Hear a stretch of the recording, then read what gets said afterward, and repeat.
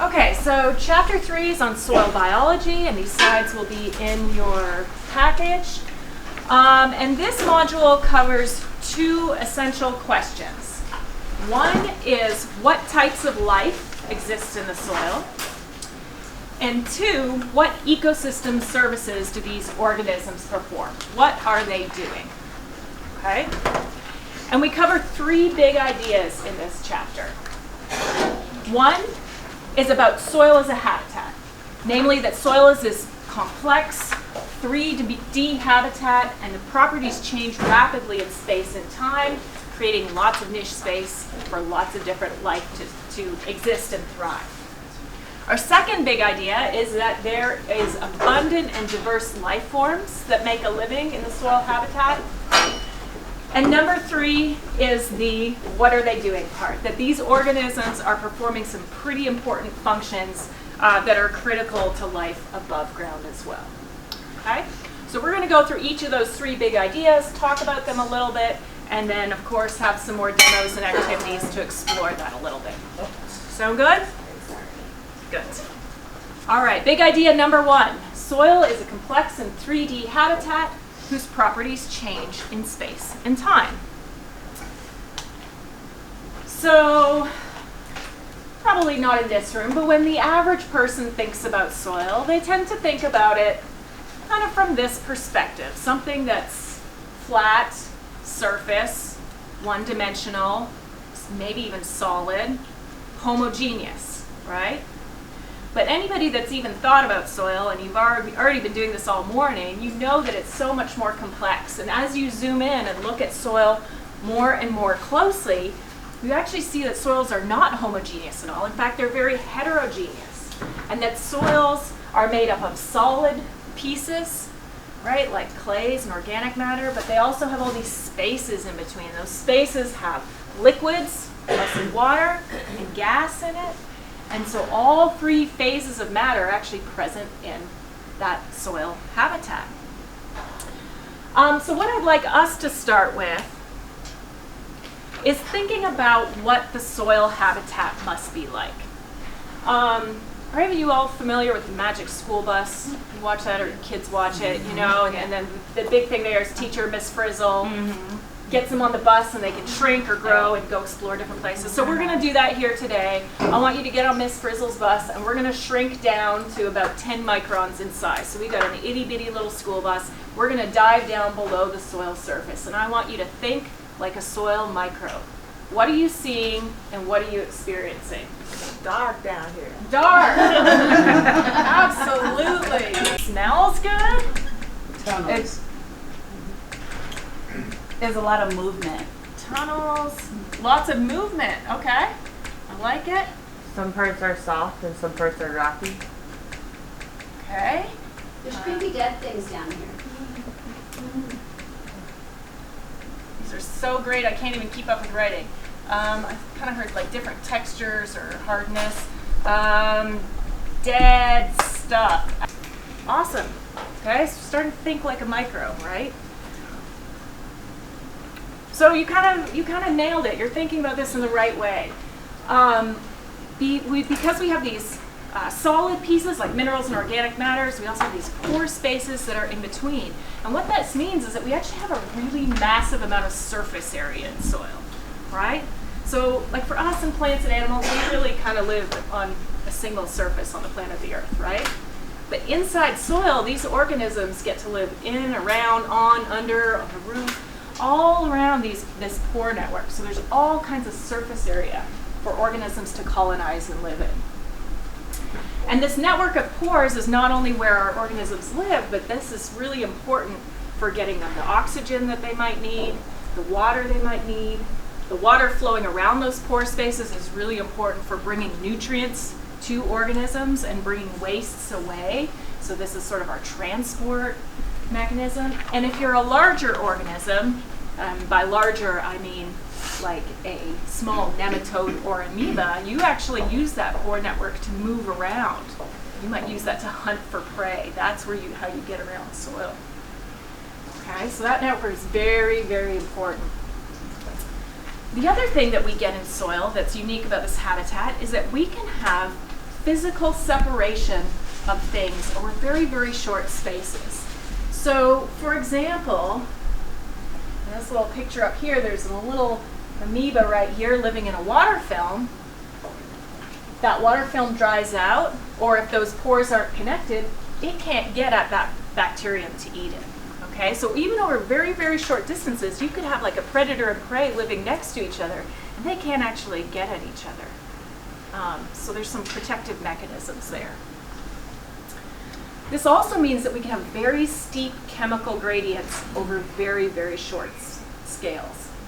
So we might have, if we look at maybe this aggregate right here, on one side it's fairly open and there's gas flowing, we might have almost full oxygen over here. But this side, if it's been saturated in water, oxygen diffusion through water can be kind of slow. If there's a lot of microbial activity using up that oxygen, that can actually go anoxic or anaerobic pretty quick.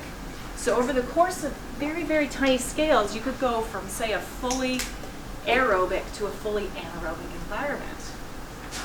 All right? So you can have organisms that are living close to each other can experience very different conditions and have different niches. Okay?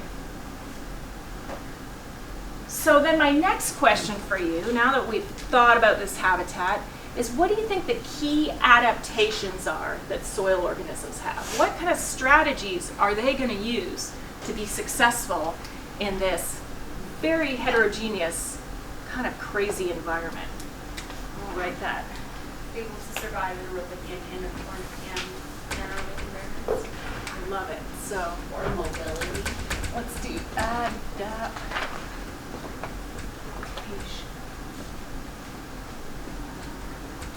Okay, so I heard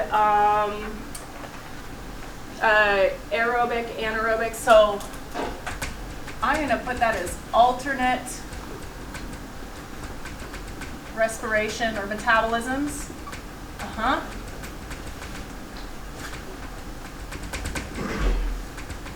I heard something about movement. Did someone say something about movement? Yeah, so what do we... Like flexibility. Multiple modes of mobility. Consumers maybe being able to take advantage of different food sources at different times. So, yeah, I think flexibility Feeding. in food sources, absolutely. What else?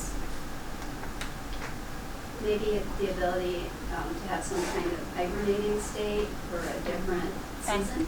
Yes, fantastic. So maybe we call them a resting state or an ability to withstand extreme changes. You know, so when that oxygen isn't available, you got some way to survive. So resting states. Temperatures, depending where the soil is located. Right. So that can be resting states whenever things are not in your optimal, right? So when you said resting state, you said the ability to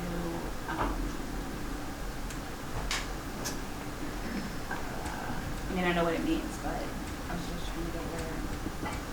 Yeah, like the ability to, and different organisms do this different ways, Yeah. but the ability to get into some sort of state where you can withstand less than ideal, withstand less than ideal conditions until things get better. So like a dormant. it could be, right, so a dormant type state.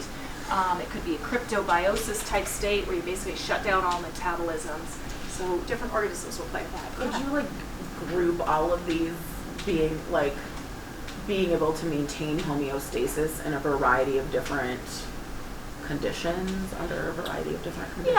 Yeah, and I think that comes into like the alternate metabolisms and flexibility, or if you can't switch how you're making a living, shut down your metabolism until things get better. Absolutely. All of this helps you deal with changing environmental conditions, which is really common to see in soils.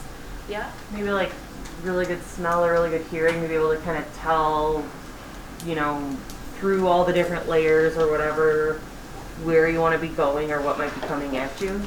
Fantastic. So I'm glad you brought up something about sensing, because one of the first things we established was that it's pretty dark down there. So do you think eyes or optical sensing is a big deal in soil? No. No. Nope. Not a lot of eyeballs down there, or pretty primitive light-sensing organisms. So how are organisms? How do they sense each other? How does a predator find its prey? If they're not looking. There are those senses of hearing, Feeling smells, vibration. vibrations. It's a lot, yeah, and it's a lot of Feeling. chemical signaling. Ends up being Chemicals, yeah. a big one, yeah. So.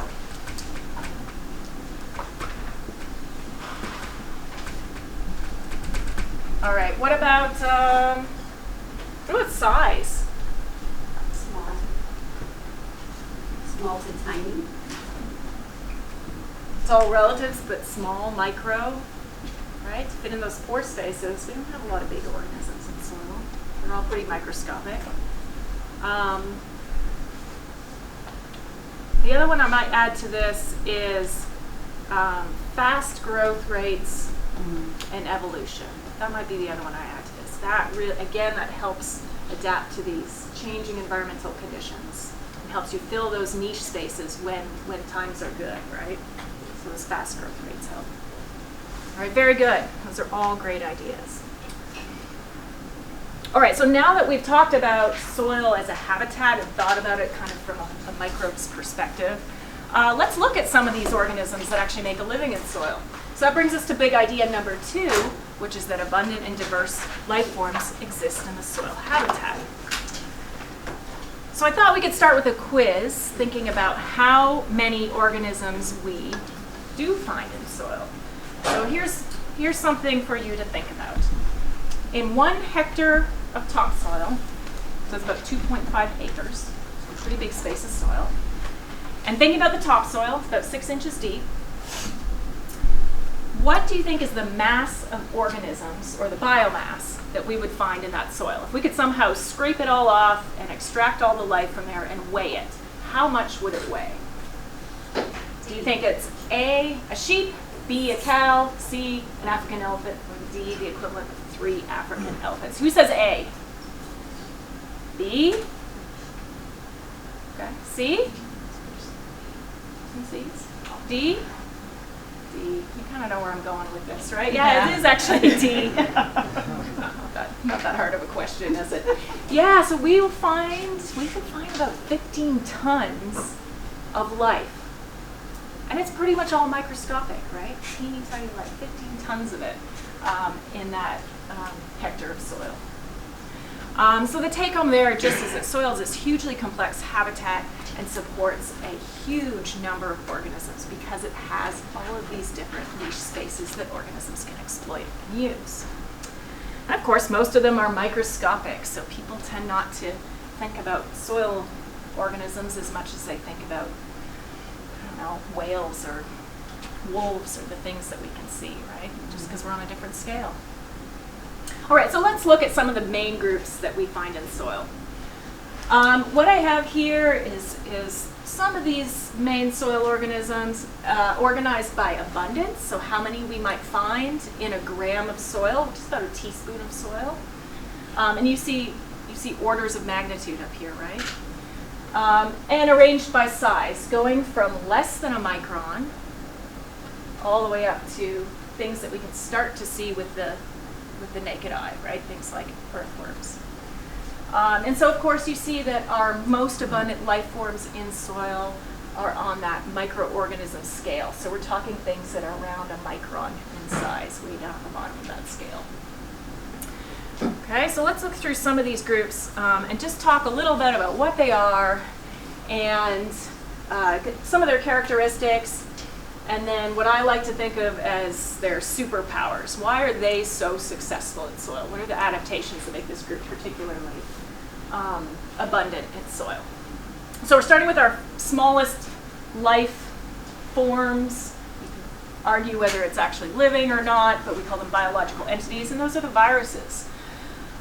We've all heard a lot about viruses over the last couple of years, but that, of course, is a virus that affects us. The majority of viruses that we find out in the environment don't infect humans or animals or plants. They infect other microbes, because there's a lot of microbes out there. Viruses that infect bacteria are called phage, They're hugely abundant in soil, and we know so little about what they're actually doing. This is one of the kind of mysteries of soil biology. A very active area of research, but something that we're still learning.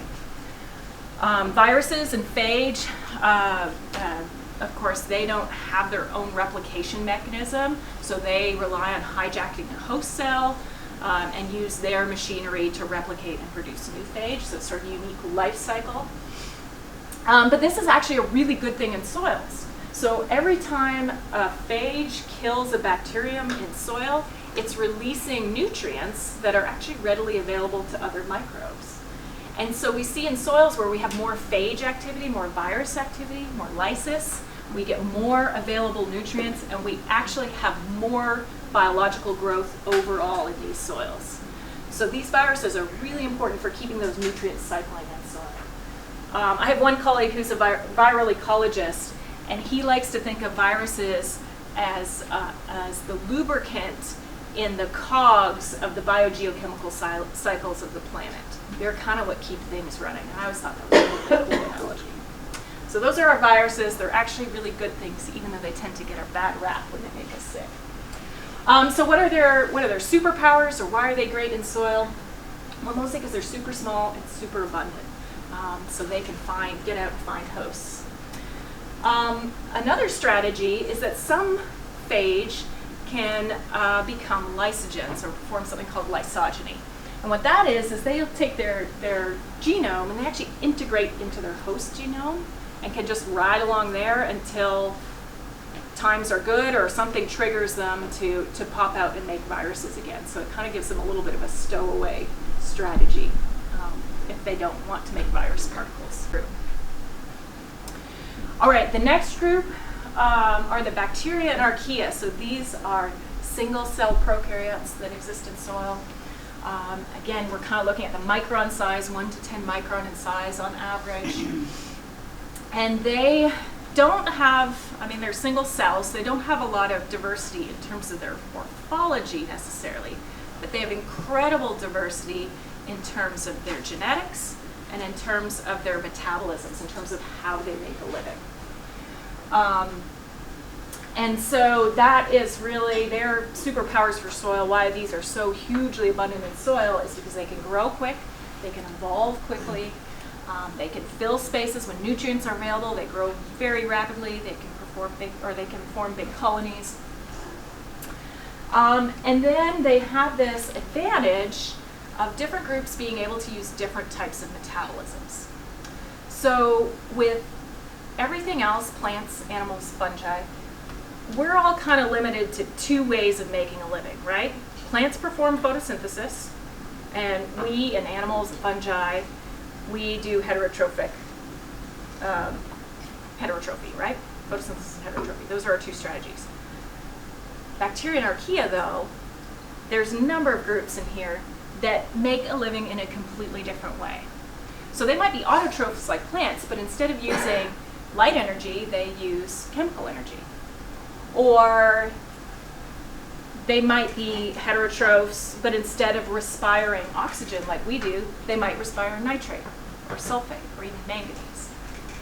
So they've come up with all of these different ways of feeding and breathing that is so different than how we do it.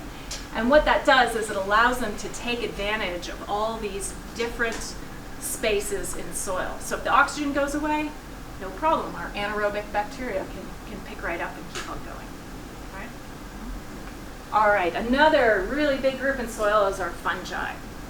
Okay, fungi are eukaryotic organisms, and they can range in size from single-cell yeasts, which is on the 10 micron scale, all the way up to multicellular fungi that put out mycelial networks that can span meters or even kilometers.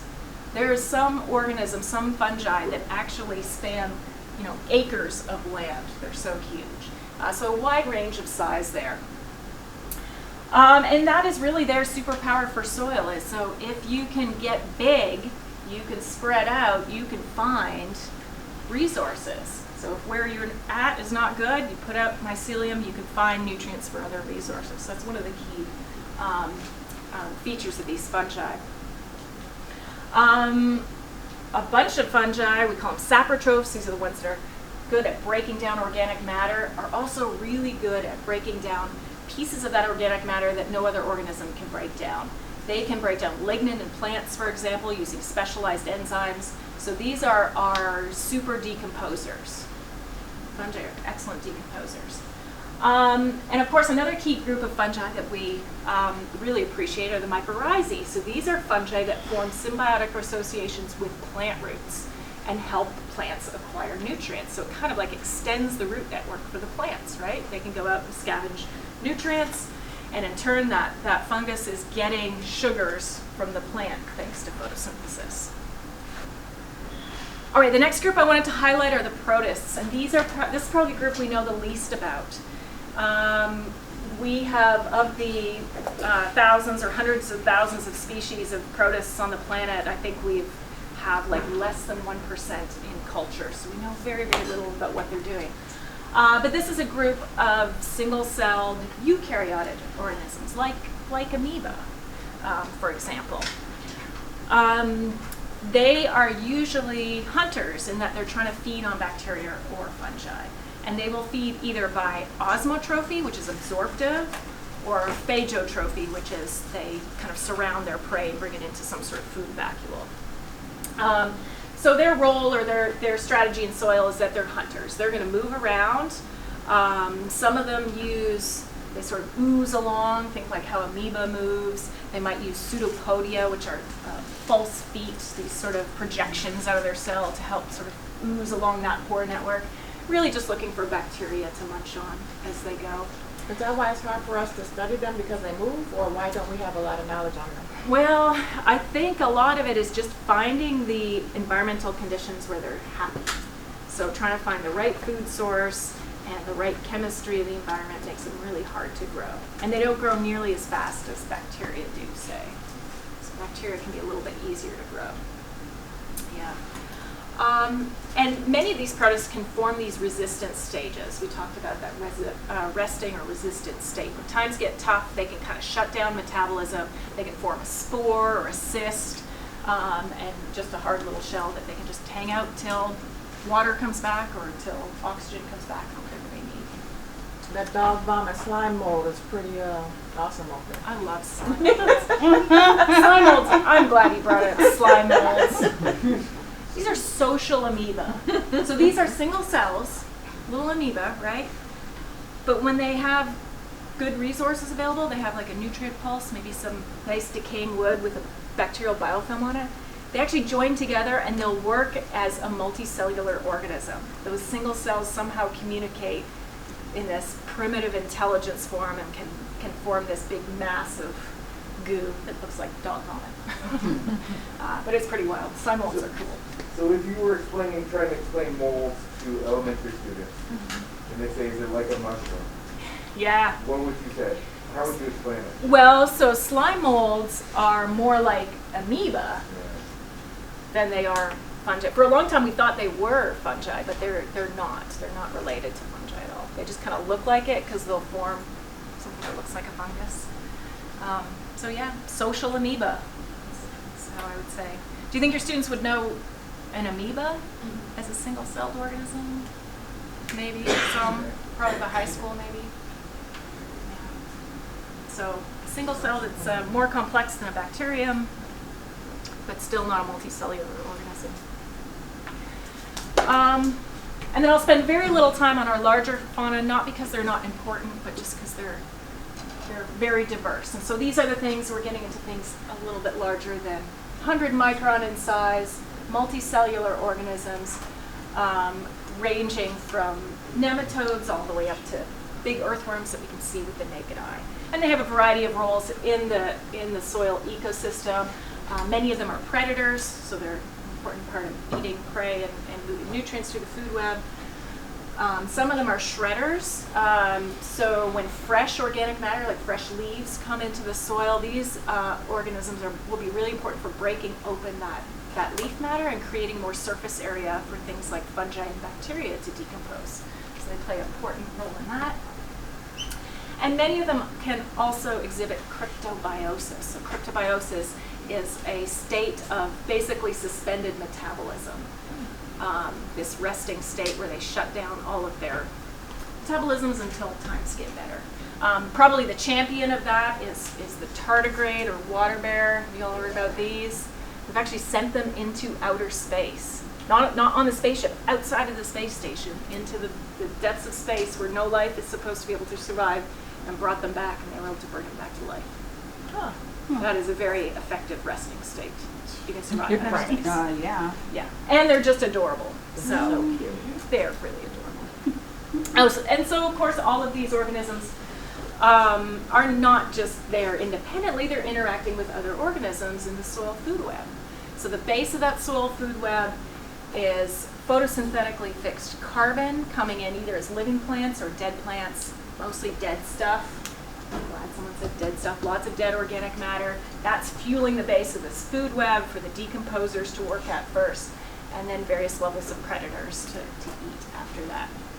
So not unlike other food webs, if anyone teaches ecology, like your bunnies and your foxes, these are just all microscopic.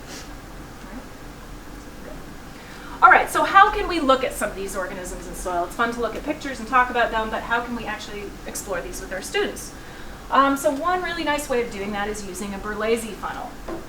This is a setup where we use a light and heat source, like an incandescent bulb, to kind of drive organisms out of soil or leaf litter down through a bottom of a funnel into some sort of preservative. And that allows us to collect some of these organisms and do something with them, observe and look at them under a microscope or do other experiments with them. And so this is a very, very old tool, but it's a very well-used tool. These are the Berlese funnels that are set up in my colleague's lab at the University of Tennessee. So there's light sources up here. There's sort of a mesh sieve here that's holding whatever your soil or leaf litter source is, coming down into a funnel, and then there's these pots of preservatives at the bottom. Okay, so that's the sort of the fancy university setup, if you like, but we can also make them at home super easily, and that is what you have instructions for in your book. Do the preservative fluid kill them? So we typically use rubbing alcohol that will kill them. Yeah. Now you don't have to. You could just have them drop into the bottom, but they would probably crawl out. So unless you like babysitting them, I would recommend some preservative that's going to kill them quickly and keep them intact so that you can observe them. Isopropanol rubbing alcohol is probably the easiest one to access and to use for that. So we can set up Berlese funnels using, I just have a light source here. Incandescent bulb is best because it generates heat. And I know those are getting kind of harder and harder to find, so which is a good thing generally, but bad for that.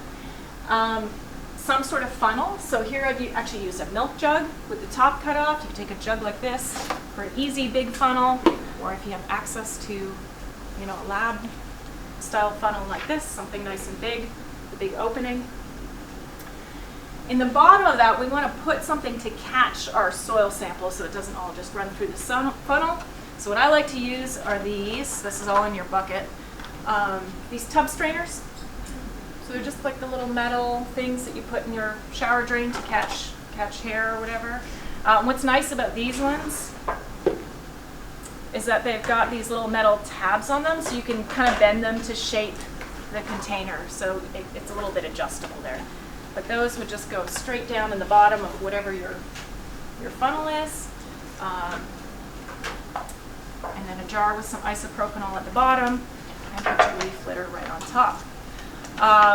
Now this does take a couple weeks, so maybe a week or so before you might see, just kind of depending how much life is in your soil. It's not going to happen overnight. That's why the preservative, because you don't want to sit there for 2 weeks trying to catch any escaping millipedes. So you don't want to keep that light on. Yeah, so that light will stay on.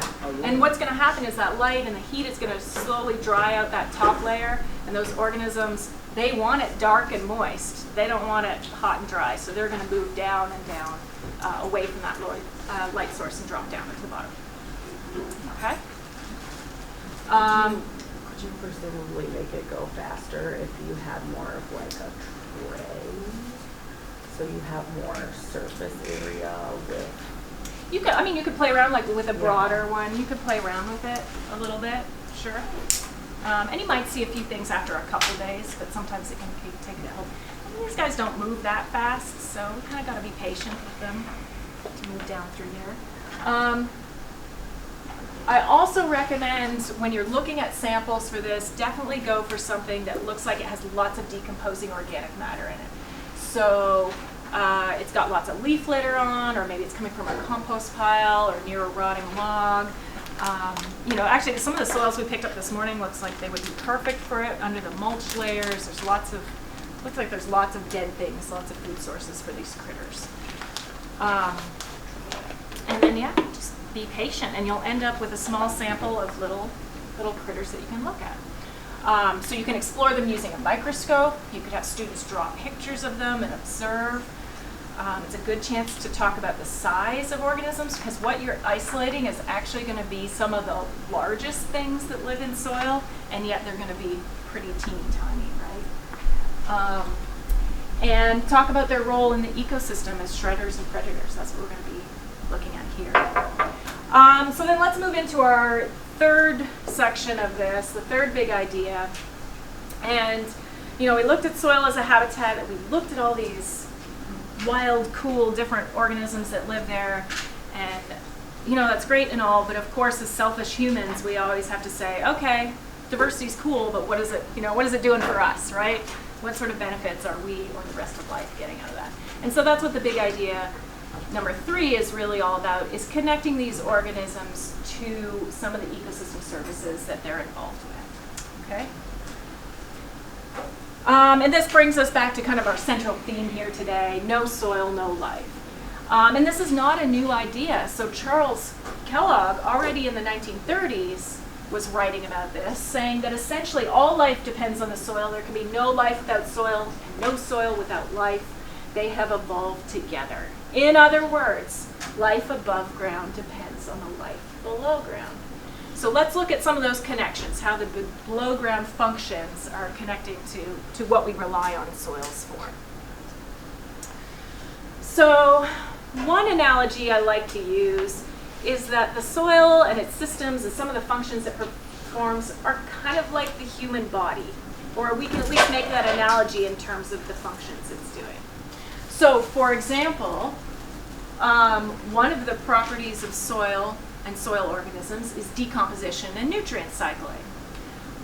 So what human system would you feel like that's sort of analogous to? A digestive system, a stomach, right? Taking organic matter and releasing nutrients, right? How about soil stability and structure? Organisms contribute to how structured the soil is. A skeleton, right?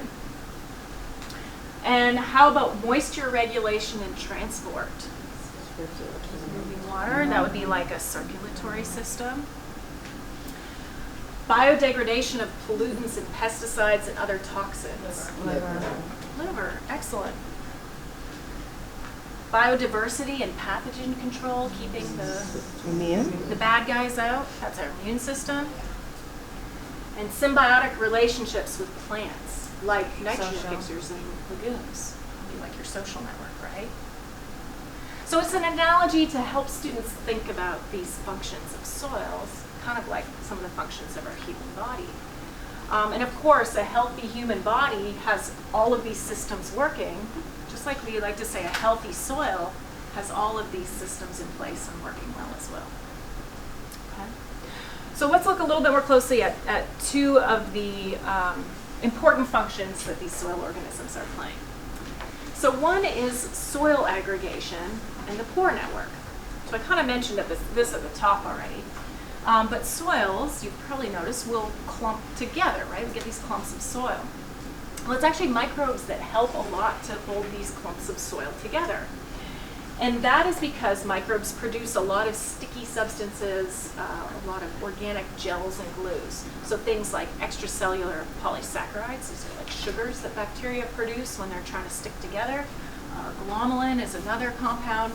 And these help stick. You can kind of see in this picture here, we've got a couple bacteria with this extracellular polysaccharide layer, like a gummy glue, and it's sticking all these clay particles together. And they'll stick that together and recruit more and more, and eventually we get these clumps of soil. Fungal hyphae also play a role. Again, these sort of network of mycelia, these thread-like structures help stick soil together. Okay. Why are these aggregates or these clumps so important? It's because of where there's strong aggregation or strong structure, we have more pore space and more diversity in our pore space. So when we have these stable aggregates, there's more space between, and of course that is the critical space where all these organisms live. That's where we're transporting water and nutrients and gases. Our larger organisms are moving through this pore network. So the more structured a soil is, the more habitat there is for organisms and a greater diversity of organisms we see. Okay? So we can actually explore how stable our aggregates are using a demonstration called soil glue, which is really a wet aggregate stability test. Has anyone ever done that before? Wet aggregate stability test? No? Okay. Well, we'll do it today. My thinking is we can do one per table because it's more of a visual demonstration than an experiment. So if I can have one volunteer per table get a glass jar out of their bucket and this little mesh strainer thingy. So you can have one person from each table. And then if you would take that jar and fill it as close to the top with water as you can without spilling it. Put one of these aggregates into the little mesh basket and submerge it in soil. Something that's more disturbed, that's not really well glued together, what's going to happen when you dunk it in water? Probably gonna fall apart. So we'll test these clumps of soil here, so I'll come around and give you each one of those, and you can dunk it in soil and watch what happens. Here's a nice clump for you. All right, here we go. Ooh. Put it into the basket first. Wow. Lower it.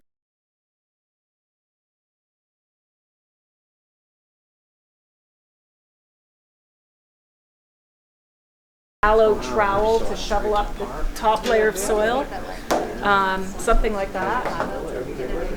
So you're maintaining that big structure. Yes, you guys have very well structured soils here. Very high organic matter, well clumped together. I'm actually not seeing a lot of disintegration, which is a good thing. So one thing you can do with your students with this demonstration is compare soils from different places. We kind of just have one location here today. It's doing kind of the same thing. So in this example here, this was taken from a conventionally tilled agricultural field where there's regular working of the soil, regularly mixing it up. And what that does is it breaks up all of that structure. It breaks the fungal hyphae, it's breaking up bacterial biofilms, it's just sort of opening that up, and it's not allowing those aggregates to form as strongly. And so when you dunk that in water, it's going to kind of disintegrate pretty quickly.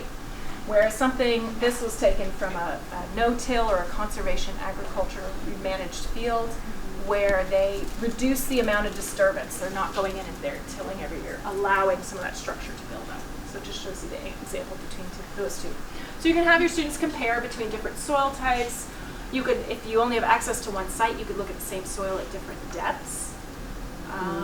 Where do you expect, if you were to take soil from the top and maybe a deeper soil, which do you expect to be more strongly aggregated? The deeper. Oh, well, their food source comes from the top. Where do you think there's more microbial activity? Where the food is. Where the food is at the top. So it may be the top. But depending on your soil, it could go either way. So something you can test. And you can talk about what this means for space for organisms, and tied into erosion as well, right? This is important for erosion resistance. Yeah, did you have a question? How do you answer a student or make a distinction if some clay slips into your test?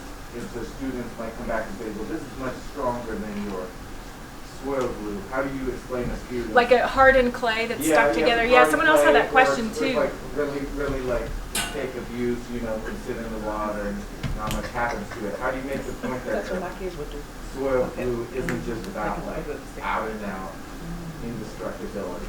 You Yeah. know what I mean? Well, I mean, if it's hardened to the point that it's like compacted and stuck together, it's not, I mean, it's not like a normal soil sample anyways. And even clay, you soak it in water long enough, it'll start to kind of slough off. It might take a while though. Yeah, that's a tough one because that's just a different comparison, right? But those clays they'll start raining down. It'll look like a snow globe in there eventually. I think students have trouble with the understanding the concept that soil has a structure. They think it's just a pile of, like, Right. oh look, it's a pile of dirt, as opposed to an actual structured community. Yeah, it's like they're building their own, microbes are building their own tunnels, their own home. It's its own place. Decomposition.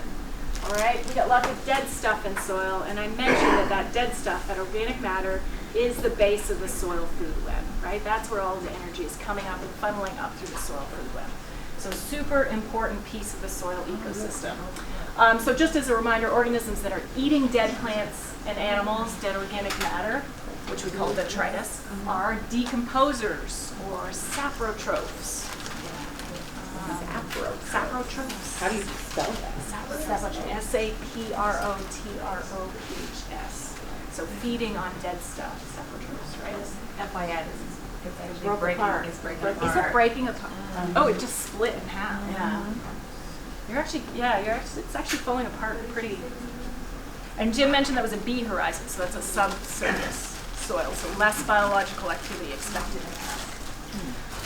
So decomposers, of course, are an important part of every food web, but especially in the soil, responsible for getting rid of dead things, making space, releasing the nutrients from those dead things, mixing organic matter back into soil, getting those nutrients cycling again. And they really kind of hold the reins on controlling the storage of carbon in soil, this soil organic matter, or sort of this long-term carbon pool that we have in soil. It's really decomposers that are controlling carbon coming in and out of that really important source of carbon. Okay? So decomposers are pretty important. And one way we can look at the activity of decomposers is an activity called Soil Your Undies. So you probably noticed that in your buckets, there's a pack of double XL men's white cotton undies. And we made you wait all the way till now to find out what these are actually for.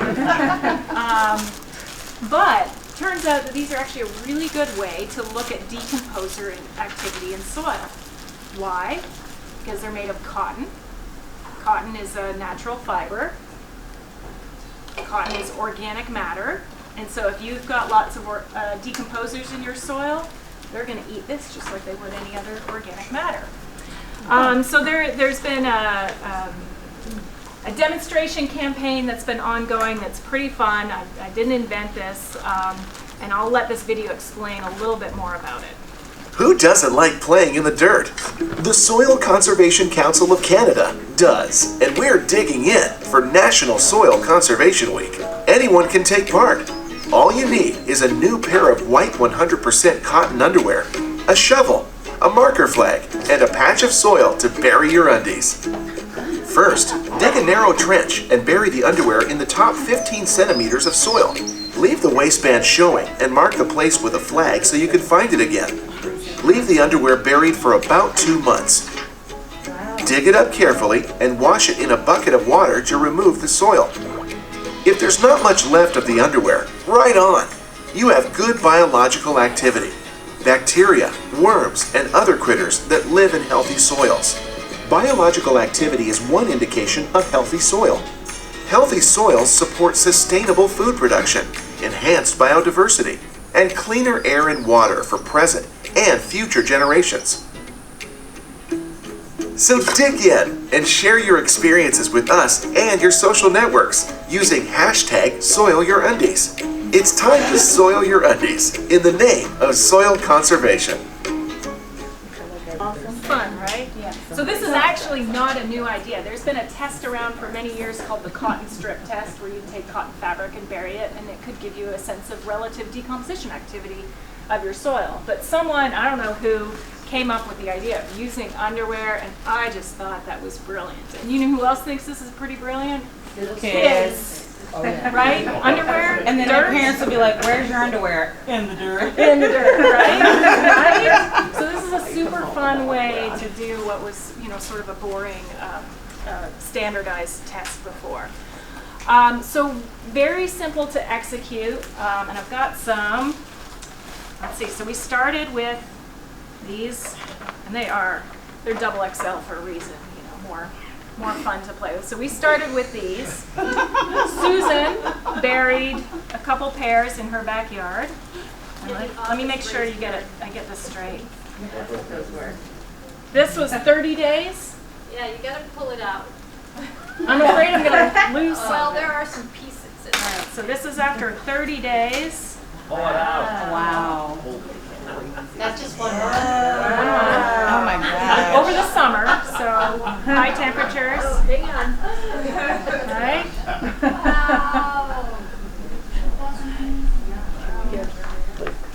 Right? Photographs of this against a black.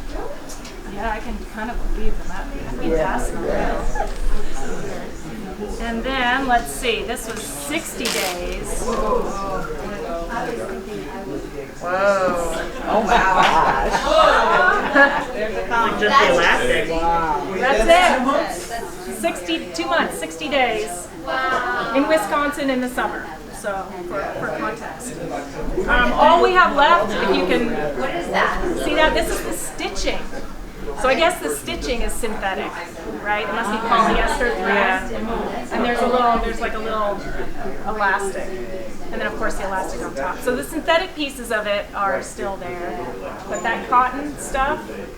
I gotta get a photo. And the top is, I don't share this, so I find them. Yeah, you just leave the waistband sticking out. Can you hold up the original ones again, just so we can compare when I make my slides? I'm sure you love this. This summer, and it is kind of the same result. There's nothing left. Wow. And I got the waistband kind of turned green, so I think we got some good soil algae going. Some photosynthesis. So, anyways, I'll pass these around if you want to play with them or look at them a little bit. So very. Let's see, this one goes with this. Is the amount of time written on the bags? No, but I made should, labels. huh? It's okay.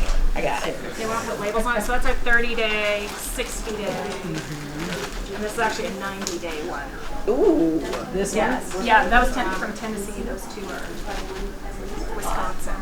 But over the summer, it's warm. There's lots of biological activity. I would think if you did it in the winter, I would be curious to see the difference between 30 days and 30 days. Exactly. So decomposition is super temperature dependent. Warmer temperatures, faster decomposition. So if you compare summer to winter, it's going to go much slower. Where in Tennessee? Like what city? Knoxville, Tennessee. Our students at December and then do it again So if you want to set this up as an experiment, you could compare maybe a forest or a more natural soil to a more managed soil, or something that you know is impacted by construction versus something that was unimpacted. You can have your students come up with all sorts of test sites for where they want to bury these things. Can I bury these in your farm? Someone brought up the impact of temperature, so comparing seasonal differences. I would say if you're doing it during the school year here in Chicago, which I know is quite cold, you can probably do it in the spring. If you can get like a 3 or 4 month window this spring, you'll probably see some decomposition by May or June when your schools start out. Or even if you bury it right at the beginning of the school year. I mean, it was just 80 until like 2 days ago. Right, and then leave it over the winter and pick it up in the spring, something like that. You will see. I've had teachers do it over the winter in Tennessee, which I appreciate. It's warmer, but still cold temperatures, and they saw degradation over 3 or 4 months. So lots of different directions you could take this experiment with your students. Kids love it because it's underwear and it's getting dirty. Right? Well, what's not to love about it? And you get to talk about soil organisms and the important decomposition functions they perform. And then if you want, the NRCS out of Oregon actually has like a soil undies tracker. You can send your picture and your thing in, and it'll actually put you on a map, and you can have your picture of your underwear or your kid's underwear on display for the world to see. Last time I checked, there was nothing from Illinois on the map. So I think here's my challenge to you all is put Chicago on the map, all right? So that's a challenge tracker. I had one of my teachers did this in West Tennessee in Crockett County with her students, and it was super successful to the point that the local news actually came out and did a bit on this. And what she did with it that I thought was really clever is she took those undies that were all disintegrated like this and hung them up on a clothesline out front of the school.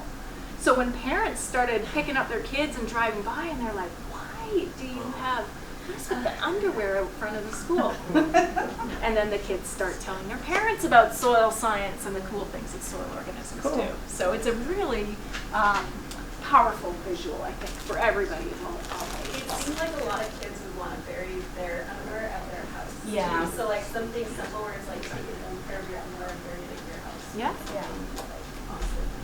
This one. Yeah, remember the important thing there is that it's cotton, right? So burying their underwear into the yard is because of science. I promise it's Make for it the new science. TikTok trend, right? Yeah, yes, there you go, the news challenge. There's another variation on this that we have on our Soils for Teacher website called Tea for Science. Same idea except with tea bags instead of underwear, so not as fun and cool, but also same idea. There's also a website where you can log your results on that. And the idea is that tea leaves are kind of a standardized small amount of organic matter, put into soil, they'll decompose, and that mesh bag keeps them all in place so you can pull it up and see how much is left at the end of X amount of time. So for the tea bag one, you want a synthetic tea bag? Yes, yeah. Yeah, and actually in here is they specify what types of tea, they give you some examples of Does tea that brands. theoretically take less time? Like, could you Would do the it tea for like leaves take- 10 days, 20 days, 30 days? 'Cause, yeah. I don't know, that's a good question. Would the tea leaves go faster than cotton underwear? Generally, you want to bury like 10 tea bags in a pod, set them out at different times, or set them out and collect them at different times, because I've done this actually, and they will disintegrate, so you have to have something, you have to have enough mass there to look at. Yeah. Yeah, that's a great point, Jim. So that's the advantage of doing these tea bags is you can high replication, right? You can do a whole bunch of them where you might not want to put out like 20 pairs of underwear. At least not in that size. And I think Is there a way where you could have a big soil bin, so an indoor, and then maybe use like, I mean, like the tea bag seems small enough that you could do it in a bin inside. Absolutely. Yeah. Yeah, as long as it's living soil, right? You get it from outside as long as you haven't done anything to kill off the biology. Have something indoors, a big bin of soil, absolutely. And it would go much faster because you're at room temperature. So if you're thinking over the winter, right? You have access to greenhouse space or something like that. So if you buy soil from a hardware store, it generally has been like treated to not have microorganisms? Right. Or does it Sometimes depend? they do try and treat it through heating or something like that. Now, it's still going to have microorganisms in it. It's just not going to be as many or as active. is there going to be a better soil for getting more active?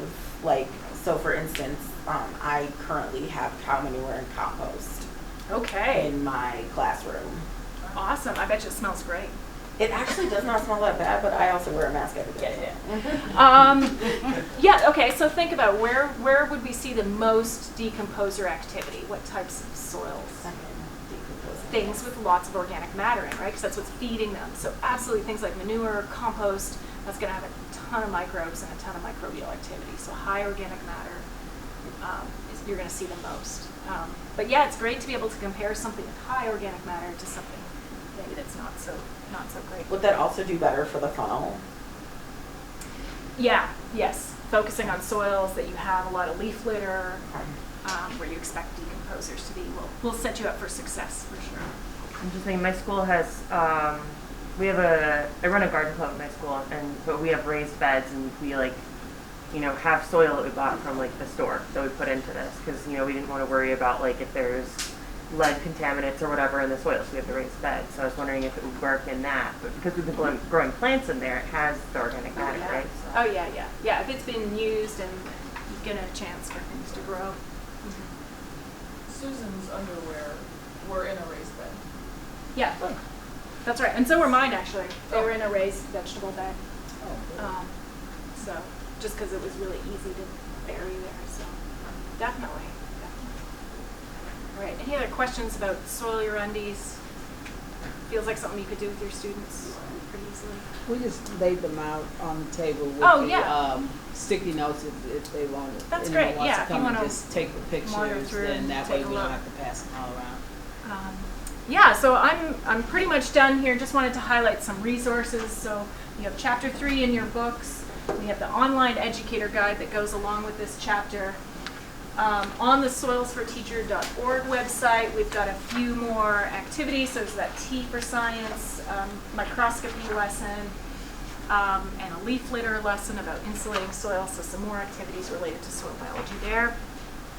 And a couple other resources that I really like for soil biology. Life in the Soil podcast is a really excellent, I think it's only 6 or 7 episode podcast put out by Matthias Rillikus-Lab in Berlin, just talking about the wild, wonderful world of soil biology in a pretty accessible way. So I would say high school level, if you'd like to assign that thing, those sorts of things. A lot of the pictures that I took today and resources, if you're doing microscopy, Global Soil Biodiversity Atlas. This big, beautiful, colorful book full of pictures of soil organisms and totally free if you download it as a PDF. Okay, so definitely check that out. A great YouTube channel is Journey to the Microcosmos. This guy that has put a whole bunch of microorganisms under a microscope and told a whole lot of great stories about them. It's a very relaxing channel. You just want to like chill out to microbes.